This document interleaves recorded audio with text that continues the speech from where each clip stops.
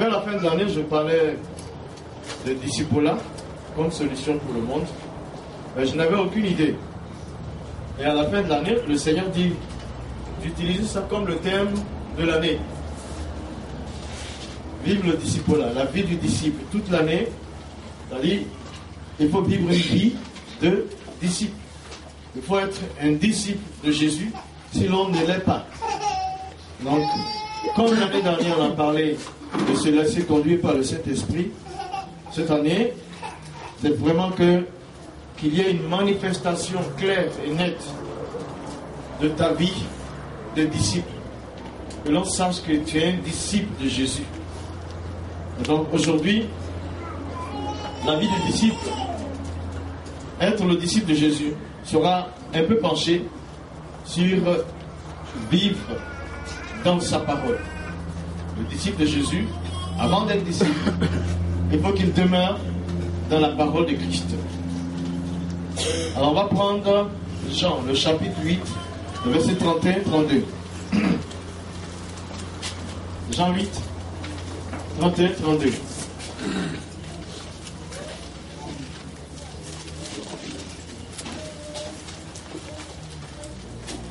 Jean 8, verset 32. Et il dit aux Juifs qui avaient cru en lui. Il dit aux Juifs qui avaient cru en lui. Si vous demeurez dans ma parole, si vous demeurez dans ma parole, vous êtes vraiment mes disciples. Vous êtes vraiment mes disciples. Vous connaîtrez la vérité. Vous connaîtrez la vérité. Et la vérité vous affranchira. Et la vérité vous affranchira. Merci. Le verset 31. Et il dit aux Juifs qui avaient cru en lui. Si vous demeurez dans ma parole, vous êtes vraiment mes disciples. La vie ces dernières années est faite de telle sorte que les gens passent tout près du but. C'est-à-dire tout est organisé pour amener chacun d'entre nous à passer outre le but fixé par Dieu. Ceux qui connaissent Jésus sont vraiment tributaires d'un privilège. Mais qu'est-ce que le diable fait? Que c'est la vie terrestre fait?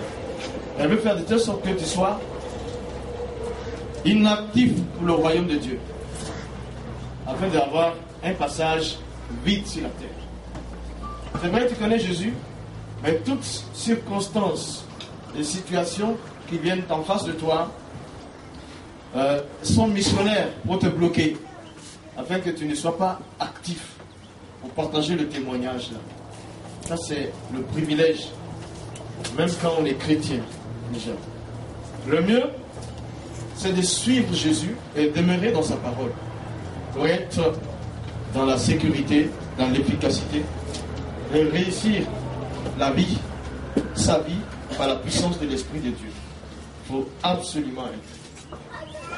Alors, quand nous venons à ce texte-là, le verset 30, il dit, comme Jésus parlait ainsi, plusieurs crurent en lui.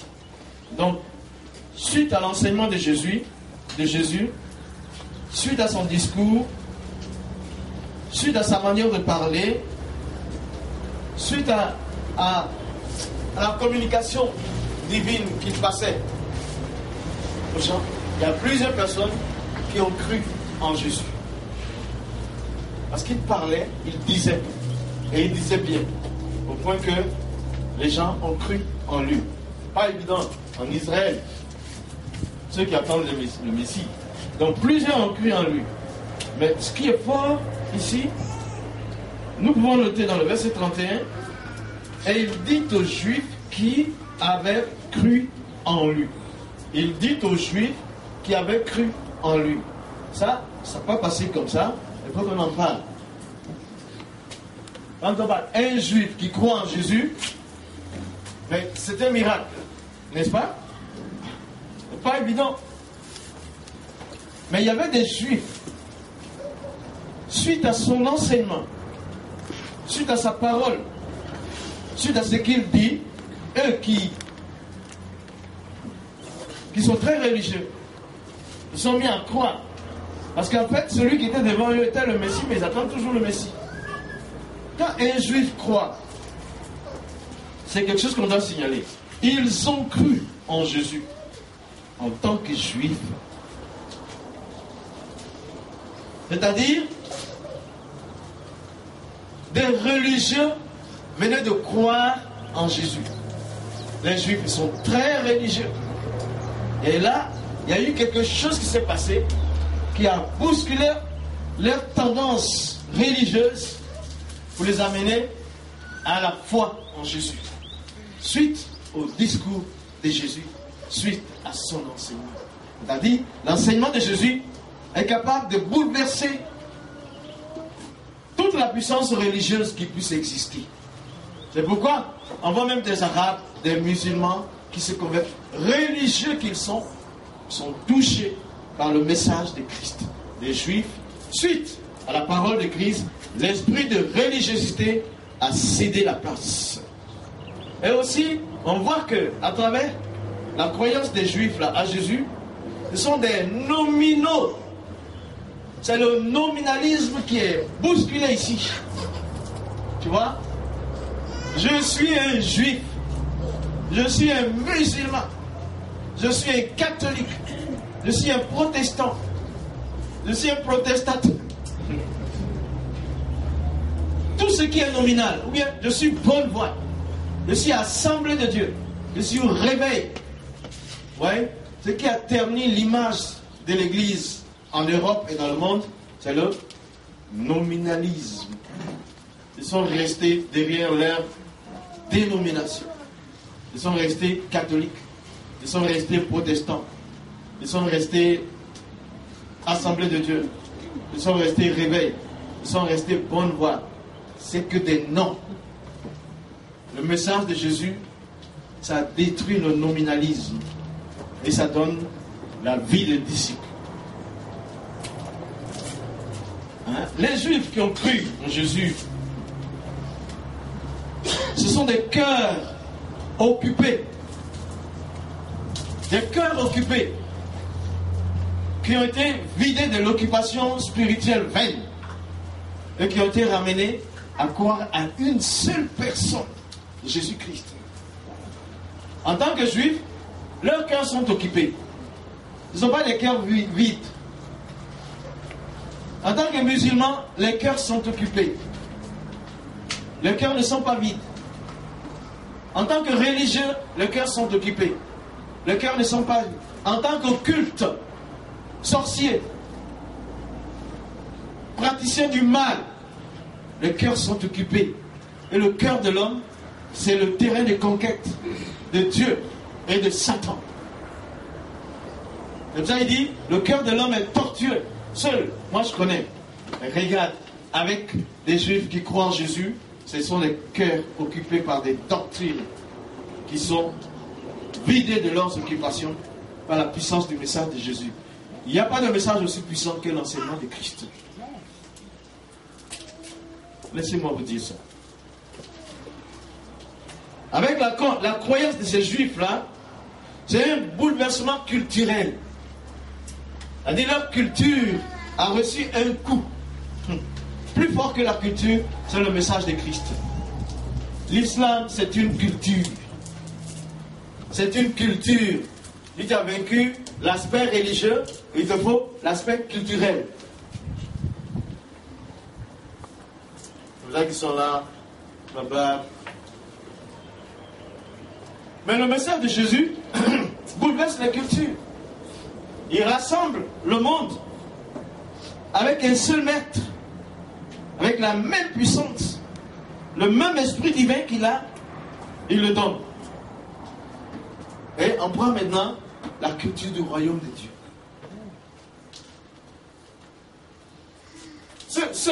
Moi j'ai fait toute la semaine sur le verset là. J'étais bouleversé.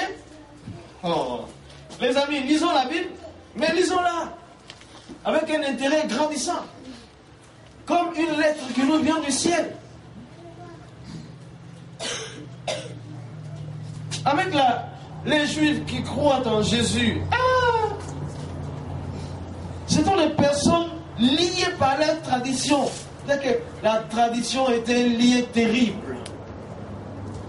Parmi nous aussi, les gens, on est assis, hein. Mais le jour que Si on dit que quelqu'un est décédé là-bas, au village de... Bon, je prends mon cas, hein, de Womo, là, c'est pas Homo, hein. Mon village, là, ça s'appelle Womo. W-O-M-O-M. Là-bas, là, il y a tout là-bas. Donc, toi, tu étais là-bas. Ici, tu danses avec nous, tu chantes. Arrivé là-bas, tu rentres dans ton poro. C'est la tradition. Mais Jésus, son message là, il brise l'impact de la tradition. Le lien de la tradition. Les Juifs qui croient en Jésus. Eh, les amis, hein? Jésus, il veut s'aider. Jésus peut, hein? Il a la puissance. Donc, ces gens-là, ils ont cru. Mais tout d'un coup, Jésus connaît l'homme, hein? Il dit, mais ta croyance là, hein? Si vous avez le verset devant vous, Marie, un petit peu nous relire le verset 31. Et il dit aux Juifs qui avaient cru en lui. Et il dit aux Juifs qui avaient cru en lui. Si vous demeurez dans ma parole, vous êtes vraiment mes disciples. Ah, vous êtes vraiment mes disciples. Tu sais, après qu'il y a eu tout ce séisme à l'intérieur des Juifs, c'était un bouleversement qui a eu lieu. Et puis ils sont assis, maintenant on a enlevé tout. Il y a eu une tempête intérieure qui a touché notre foi ancienne. Maintenant on te regarde, on te suit et dit hey. C'est là qu'il va passer à la deuxième étape. Il dit à ceux qui avaient cru en lui. Ça, c'est à partir de ceux qui croient en lui. Mais si tu ne crois pas en lui, tu n'es même pas arrivé à cette étape-là. Il dit, si vous demeurez dans ma parole, vous êtes vraiment mes disciples. La condition ici, pour être disciple de Jésus, après tout séisme, c'est de demeurer dans la parole. Dans sa parole. C'est à partir de ce moment-là seulement que tu rentres dans la deuxième étape, la vie du disciple. Mais, vous comprenez le français mieux que moi. Quand je regarde la partie B de ce 31e verset-là, ça commence par une condition, n'est-ce pas? Si seulement. La condition, la vision, c'est la vie de disciple. Mais si tu peux demeurer, si seulement tu demeures dans la parole, si ça dépend de toi, c'est-à-dire la condition là réunie vient après tout un mouvement, tout un développement spirituel bien accompli, toute une perfection qui s'est mise en place déjà pour te dire le problème c'est toi. Si tu veux là, tout est réuni. La puissance est là, la connaissance est là, la protection est là. Quand tu es disciple, mais si tu veux, la balle est dans ton camp pour en passer dans une autre étape de la vie. Si tu veux, non, c'est pas quelqu'un, c'est-à-dire c'est pas quelqu'un qui peut t'empêcher. Il y a une condition, c'est vouloir devenir disciple de Jésus. Il y a une condition, c'est vouloir demeurer dans la parole de Christ. Si seulement tu finis par là, il dit, on évolue. Après la condition, on évolue. Vous demeurez dans la parole de Christ. Si tu veux, tu peux. Si tu veux lire la Bible, si tu veux demeurer dans la parole de Christ, si tu veux demeurer dans les voies de Christ, tu peux. Il n'y a pas un esprit malin qui puisse t'empêcher de demeurer dans la parole. Même ta propre chair ne peut pas. C'est-à-dire, en même temps, ça nous arrive ici comme si on n'a pas d'excuses. Parce que Dieu a réuni toutes les conditions de puissance pour qu'on puisse y aller. Le trésor, il est là. On t'a montré où tu peux le prendre.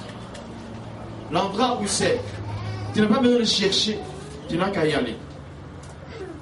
Il dit à ces juifs-là, c'est vrai que vous avez eu un bouleversement. Mais le Seigneur te dit aujourd'hui, si tu veux, si,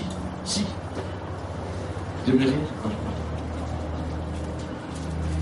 C'est là qu'on peut être ici. Croire en Jésus, c'est pas mal. Mais ce n'est pas le point, ce n'est que le point de départ. Il faut être disciple de Jésus. L'élève de Christ. Tu t'assois et tu l'écoutes. Le témoin de Christ. Tu parles de lui avec conviction et vérité. Celui qui vit la vie unique du Maître, c'est le disciple. Celui qui adore Christ, c'est le disciple. Et celui qui est prêt, à chaque fois il a le temps de s'asseoir à ses pieds. Paul était disciple de Gamaliel, il n'avait pas honte, il disait, je me suis assis au pied de Gamaliel. Vous savez cette image-là, ça me revient à mon enfance. On va dire 50 ans en arrière, ou bien même 50, 57 ans, 58 ans. Quand j'ai eu 5 ans, nous, on n'étudiait pas le Coran comme ça. On s'assoit et puis on fait comme ça. Tu es au pied du Père. Tu n'as pas le confort. Il y a une nappe qui est là, bien c'est une peau d'animal, de mouton, pour toi et pour lui. C'est à ses pieds. On commence à étudier. Le temps que tu vas t'élever là, pour faire quelque chose autre que l'étude, tes pensées vont se reprendre. Tu as les genoux recroquevillés du matin au soir. Rester au pied de Dieu, ça vous fait quoi? Au pied de sa parole, ça vous fait quoi? Et puis vous avez quoi de mieux?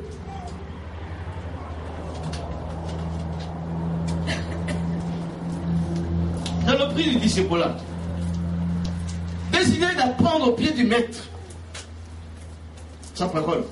Comment tu vas connaître sa parole si tu n'as pas le temps pour lui? Le disciple s'assoit et écoute le Maître. Il témoigne, il manifeste la vie du Maître. Et tu couches ta vie à ses pieds. Ta vie là, tu la mets à ses pieds. Prenez cette image que vous êtes couché au pied de Jésus pour apprendre. Un temps, il me faut. Il faut avoir le temps pour ça.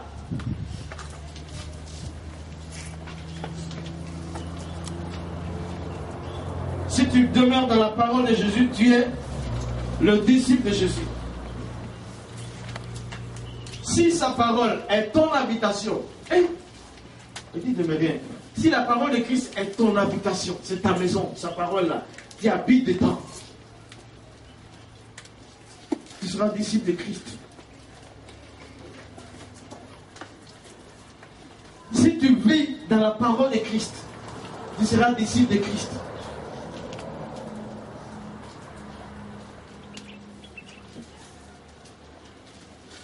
Regarde, hein, tu prends la parole de Christ, ce qu'il a proclamé, et puis tu habites dedans. Et ta maison, c'est la parole de Christ. La parole de Christ, tu habites dedans. Je ne sais pas qu'est-ce qui va se passer. Quoi de mal peut avoir? Je ne sais plus comment tourner mon français là. Vous avez compris? Et puis, mais c'est la seule condition.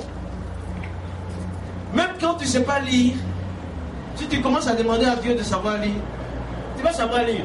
Ou bien tu peux t'asseoir à côté de quelqu'un qui lit. Que c'est, selon nos capacités, c'est à notre portée.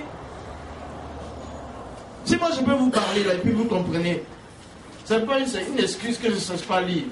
Non. Parce que j'ai entendu une voix qui me dit, nous qui ne savons pas lire là, comment on fait? Vous savez vous asseoir auprès de ceux qui lisent la Bible pour écouter. Et commencer à demander, moi je veux savoir lire la Bible.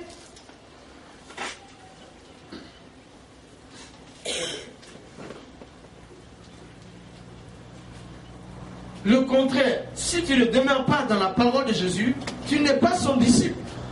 C'est ça qu'il dit, hein? N'est-ce pas? Si Si à moitié tu demeures dans la parole de Christ, tu n'es toujours pas son disciple.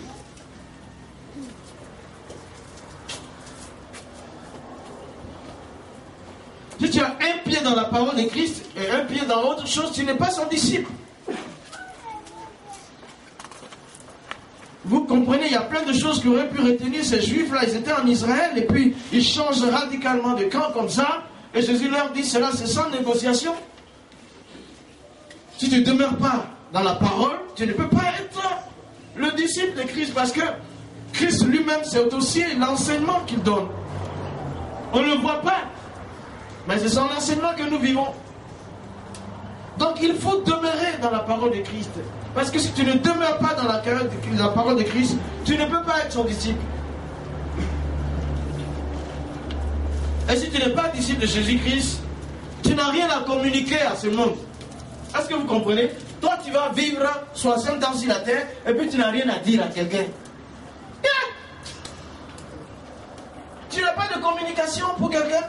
C'est quoi? Je veux manger, je veux me laver, je veux une voiture. Mais ça veut quoi? Ça veut quelle communication?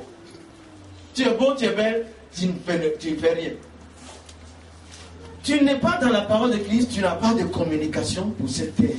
Dieu n'a pas son temps pour toi. Quand tu donnes des choses, si tu veux vestir, tu veux ceci, tu vas avoir gros ventre. Mais ça là, c'est pas de communication. C'est pas ça, ça communique rien. Tu n'es pas modèle du ciel sur la terre, en quoi que ce soit. Tu ne peux pas aider quelqu'un à rentrer au paradis. Parce que tout ce que tu fais, c'est pour la terre là, ça va partir en camp. Tu n'as pas de communication. Un disciple, même quand ça marche, ça communique. N'est-ce pas? Comment ils ont fait pour reconnaître que ces gens-là sont les disciples de Christ, eux qui sont des chrétiens à Antioche? Se promenaient-ils avec les boubous pour dire, ils ont écrit dessus, christianisme original, mode, made par Jésus-Christ, je sais pas. Hey. Ce n'est pas ça. C'est leur manière de parler, c'était une communication. Leur manière de regarder, c'était une communication.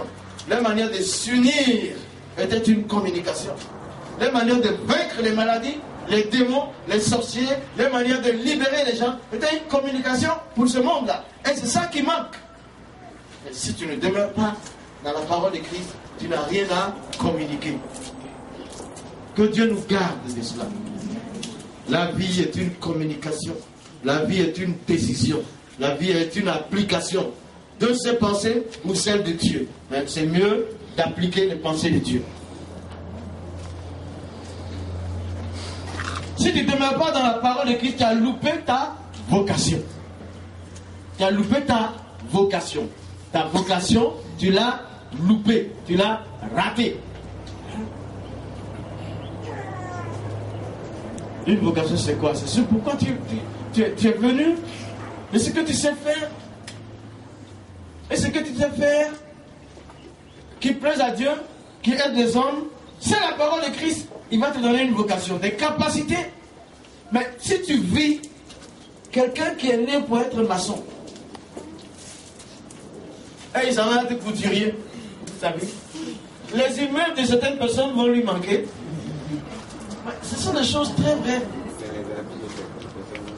Les amis de certaines personnes vont être mal faits. Hein? Ouais. Non, ta vocation là, c'est de ça que le monde a besoin. Ta vocation là, c'est de ça que la terre a besoin. Ta vocation, c'est de ça que le monde, les nations ont besoin. Ils ont besoin de ta vocation. Ils ont besoin de ton appel. Ils ont besoin de ton ministère. Mais si je ne demeure pas dans la parole de Christ, je loupe ma vocation. Ça veut dire, je suis inutile sur la terre. Je suis un sel sans goût. Que Dieu nous garde.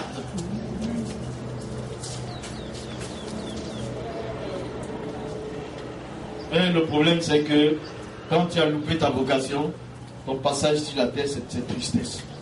Parce qu'en fait, tu ne réussis pas vraiment. Tu ne réussis pas. Tu n'as pas réussi. Voilà.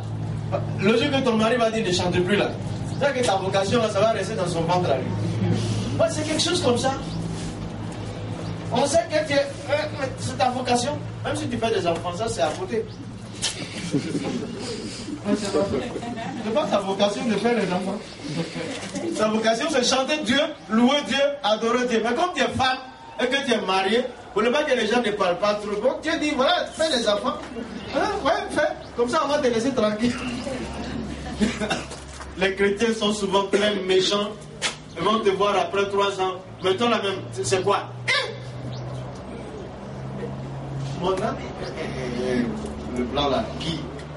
Il y a des Ivoiriens, ils sont là-bas en Suisse. Ils ont tout fait, par contre, ça faut venir manger avec nous. Moi, comme je ne sais pas me déplacer, mais je me donne un véhicule pour conduire. Je dis, moi, les affaires des blancs, je n'ai pas de problème. Il faut conduire ta propre voiture là, et puis on va aller. Ça fait quoi? On arrive, tu vois un couple. Ils ont tout, hein. Alors, financièrement, ils sont bien. Tout. Le monsieur travaille, la femme bien, ils sont bien. Et puis, ils sont chrétiens. Quand tu rentres dans une maison comme ça, que tu ne vois pas d'enfant, tu te tais. Tu te tais, tu sais qu'il y a un problème. Ah, mais attends, vous n'avez pas d'enfant? Il faut y aller, vous êtes jeune encore, il faut y aller, il faut y aller. Je l'ai pincé mal. Quel blanc qui n'est pas sage comme ça là? Où est cet esprit-là en toi? Aïe! Et maintenant le frère dit non, ça fait 7 ans qu'on est mariés, mais on n'a pas d'enfant. Il dit non, on va prier, le Saint-Esprit va faire l'œuvre. Donc Dieu donne ça. Dieu donne les bébés là pour que tu sois à l'aise, quand quelqu'un vient de tirer les oreilles dans bonne voie, parler des choses comme ça. Mais ta vocation, c'est pas faire des enfants. Ou bien dormir avec ton mari. Aïe! Ta vocation, c'est chanter. C'est louer Dieu. Le louer.